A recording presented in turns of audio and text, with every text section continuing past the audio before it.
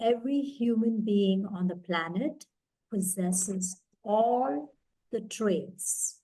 They involve the poles, the polarities, and we have to leverage both sides of the polarity in order to execute in the energy of our soul. So when we are being kind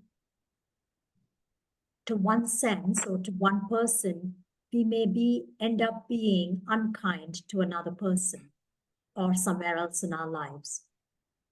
For everything that we think there is a benefit, there is also a pain associated with it. This is the way to self-regulate, okay? Because if I sat down with my brush and started painting for 10 hours, the pain is that I'm sedentary that day. On the other hand, if I'm just sitting and not painting, I'm also being sedentary that day.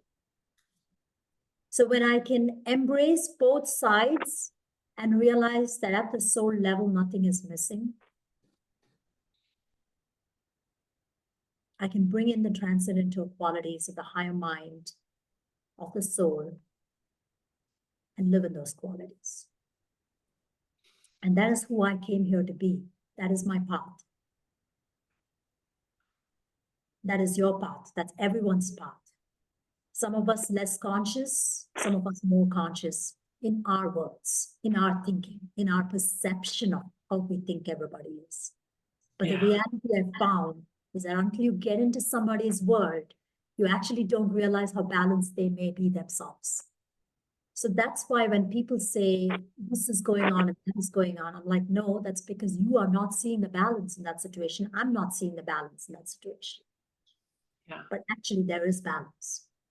Now, it's true that sometimes people are not aware, okay, of what that balance is. That's true, okay?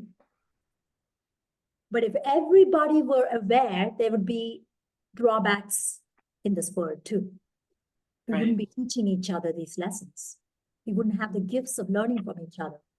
So 4,600 traits, they exist in every one of us, okay?